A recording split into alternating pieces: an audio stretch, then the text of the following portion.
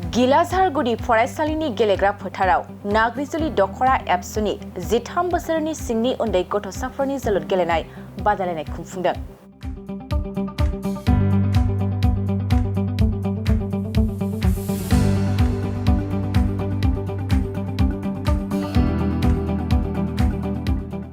तामुलपुर दख'रा एबसुनि गिबिसिन मुंख्लं लक्ष्मण रामसियारिनि मुङै नाग्रिजुलि दख'रा एबसुआ बोसोरफ्रोमबो मुंख्लं सान फालिनायजों लोब्बा लाखिनानै जोलुर गेलेनाय बादायलायनाय खुंफुंबोनाय बादिनो देग्लायबो एबसुनि बड'फा गोजोरथियारि सोलायनाय मावथांखिखौ बिथा खालामनानै थांनाय मैयानि सानाव गिलाझारगुरि फरायसालिनि गेलेग्रा फोथाराव नाग्रिजुलि दख'रा एबसुआ 35थि मुंख्लं लक्ष्मण रामसियारिनि मुंख्लं सान फालिनायजों नाग्रिजुलि दख'रा एबसुनि सिङाव थानाय 13 बोसोर बैसोनि सिंनि उन्दै गथ'साफोरनि जोलुर गेलेनाय बादायलायनाय खुंफुंदों। लोगोसे गिबि हाबाफारि बायदियै फुंबिलिनि समाव एबसुनि फिरफिला बिरहोनाय हाबाफारिखौ मावफुंनानै होयो नाग्रिजुलि दख'रा एबसुनि आफादगिरि अमृत रामसियारिया। लोगोसे मुंख्लं खाम्फायाव बिबार बावनाय हाबाफारिखौ मावफुंनानै होयो तामुलपुर जिल्ला एबसुनि आफादगिरि बानेश्वर नार्जारिया आरो 35थि मुंख्लं लक्ष्मण रामसियारिनि मुंख्लं सान फालिनायजों नाग्रिजुलि दख'रा एबसुनि सिङाव थानाय 13 बोसोर बैसोसिमनि उन्दै गथ'साफोरनि जोलुर गेलेनाय बादायलायनायखौ बेखेवनानै होयो तामुलपुर जिल्ला एबसुनि लोगो आफादगिरि जीबनजिउ बसुमतारिया आरो नाग्रिजुलि दख'रा एबसुनि 13 बोसोर बैसो सिंनि उन्दै गथ'साफोरनि जोलुर गेलेनाय बादायलायनायाव गासै मोनब्रै हानजाया बाहागो लायो। नाग्रिजुलि दख'रा दुलाराय बर' फरायसा आफादनि सिङाव मुंख्लं लक्ष्मण रामसियारि बिथाङा दिनै मुंख्लं जानाया 35 बोसोराव आगान होबाय। दिनैनि बिथांनि जि मुंख्लं सान बेवहाय जि खाम्फायाव गोथार आलारि बाथि फोजोंनाय बे हाबाफारियाव आङो जिल्ला एबसुनिफ्राय बाहागो लाफैनो मोननानै आं गिबियावनो बिथांमोननिसिम रोजा रोजा साबायखर बावदों। आरो बे जि मुंख्लं सान फालिनाय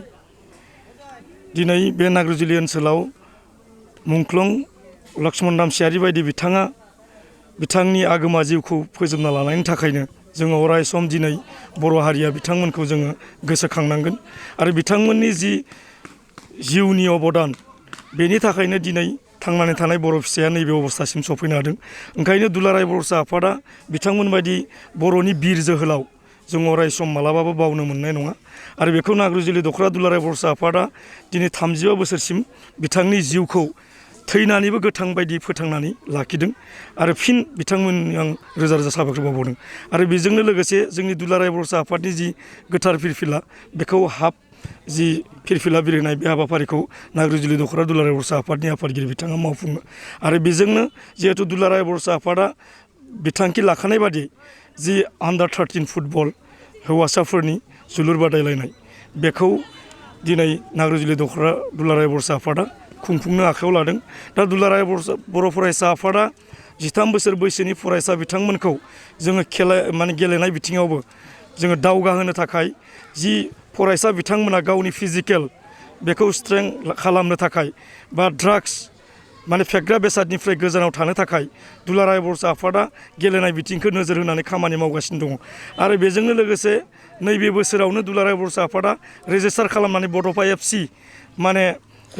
गुबुन जायगासिम गेलेहोनो थाखाय बेखौ हाबाफारि लानाय जाबाय आरो बेनिखायनो जोंबो आसा फारिदों दिनै नाग्रिजुलि दख'रा दुलाराय बर' आफादा बे आन्डार 13 फुटबलनि गेजेरजों मोजां खेला गेलेगिरि फंबायमोना मोजां गेलेनानै बे ओनसोलनिफ्रायबो गाबोन नेसनेल इन्टारनेसनेल लेभेलसिम फुटबल गेलेनायाव मोनसे लामा मोनगोन बेखौनो जोङो दिनै हास्थायदों। आरो नाग्रिजुलि दख'रा दुलाराय बर' आफादा मोनसे ओरैबायदि आनसलिक बिथांमोना अरायसम स्ट्रंलि खामानि मावो मुंख्लंफोरखौ अरायसम सिबिबोदों आरो बे ओनसोला ओरैबायदि गोग्लैसोनाय ओंखायनो जेरैबायदि मुंख्लंनि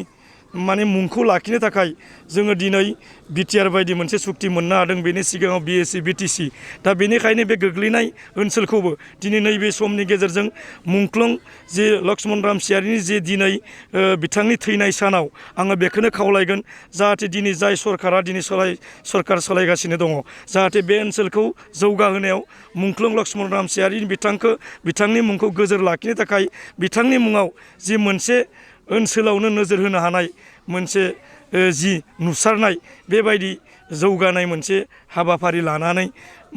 खामानि मावो मोनसे बेबायदि जेरैबायदि कमिउनिटि हल बा बेबायदि स्टेडियाम गोबां जायगायावनो दिनै होबाय साबायखर बावदों आरो बेबायदि नाग्रिजुलि ओनसोलावबो बिथांनि मुङाव स्टेडियाम बा बेबायदि कमिउनिटि हल जोङो तामुलपुर जिल्ला एबसुनिफ्राय आङो दिनै सरकार बिथांमोननिसिम खावलायहरनाय थाबाय जाहाथे बिथांमोना उननि समफोराव जाहाथे मोजां सिन्ता खालामनानै बे ओनसोलाव जाहाथे बेबायदि हाबाफारिफोरखौ लाफुंनायाव बिथांमोना खामानि मावो आङो दिनै माने बिटिआर सरकारनिसिम माने बिथांमोनखौ खावलायहरनाय थाबाय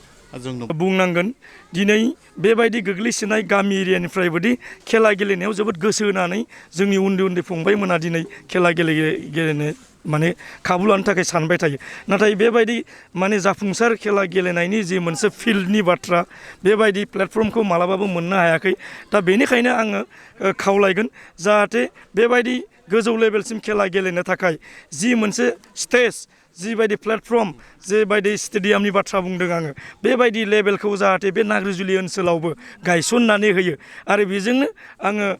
माने खावलायगोन दिनै खाथोरबारि बायदियाव मोनसे फिल्ड दङ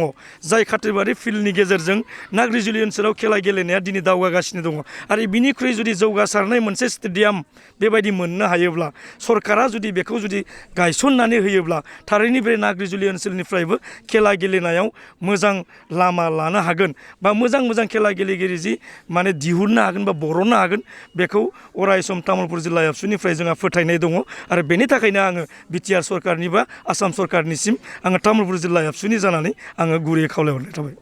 थेंक इउ नाग्रिजुलि दख'रा दुलाराय बर' फरायसा आफादा सिगांनिफ्रायनो मुंख्लं लक्ष्मन रामसियारि बिथांनि जि मुंख्लं सान बेखौ जोङो बोसोरै फालियो बेजोंनो लोब्बा लाखिनानै जि मिरु दुलाराय बर' फरायसा आफादा बिथोन हरनाय जि आन्डार 13 फुटबल बेखौ जों दिनै 29 जुलाइआवनो लादों बेवहाय नाग्रिजुलि दख'रा दुलाराय बर' फरायसा आफादनि मोनद' प्राइमारि दङ बे मोनद' प्राइमारिनि गेलेगिरि बिथांमोना बाहागो लादों बेवहाय जोङो दख'रा हिसाबै जेखिनि बिथोन हरनाय बेखौ जोङो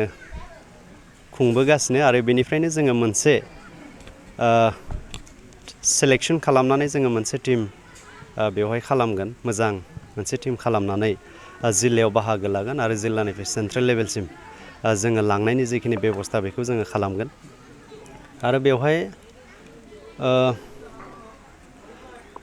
दख'रा हिसाबै जोङो बेबायदि बांद्राय बेबायदि हाबा लायाखै माने हाबाफारि लायाखै दिनै मुंख्लं सान 35थि मुंख्लं लक्ष्मन रामसियारिनि मुंख्लं सान फालिनाय बेवहाय मुंख्लंआव बिबार बावजेनगिरि हिसाबै जोंहा तामुलपुर जिल्ला दुलाराय बर' फरायसा आफादनि आफादगिरि मानगोनां बानेस्वर नार्जारि सार बिथांखौ लिंनानै लाबोदोंमोन बिथाङा बिबार बावनानै प्रग्रामखौ जाफुंसार खालामबाय लोगोसेयावनो दा जोलुर बादायलायनाया सोलिगासिनो दङ मोनसे फोसावथाय नोंथांमोननि ओनसोलाव सोरबाफोर ड्राग्स एबा फेग्रा मुवाजों नाख्रेबजानानै थानाय सुबुं दं नामा जुदि नोंथांमोननि ओनसोलाव सोरबाफोर ड्राग्स एबा फेग्रा मुवाजों नाख्रेबजानानै थानाय सुबुं दं अब्ला नोंथांमोननि थाखाय मोनसे मोजां खौरां ड्राग्स एबा फेग्रा मुवाजों नाख्रेबजानानै थानाय सुबुंफोरखौ फाहामथाय होनो थाखाय नोंथांमोननि गेजेराव लानानै फैदों मोनसे रिहाबिलिटेसन सेन्टार जुदि नोंथांनि नखराव आरो नोंथांनि ओनसोलाव सोरबाफोर ड्राग्स एबा फेग्रा मुवाजों नाख्रेबजानानै दं अब्ला नोंथाङा रिहाबिलिटेसन सेन्टाराव फाहामथाय होफैनो हागोन मंगलदै सेनं बामुनपारा दरंआव थानाय रिहाबिलिटेसन सेन्टाराव नोंथाङा ड्राग्स एबा फेग्रा मुवाजों गोदोसोनानै थानाय सुबुंफोरखौ फाहामथाय होफैनो हागोन नोंथाङा नोंथांनि ओनसोलनि फेग्रा मुवाजों गोदोनानै थानाय सुबुंफोरखौ बे रिहाबिलिटेसन सेन्टाराव फाहामथाय होनानै सासे राफोद आरो मोजां सुबुं खालामनो हागोन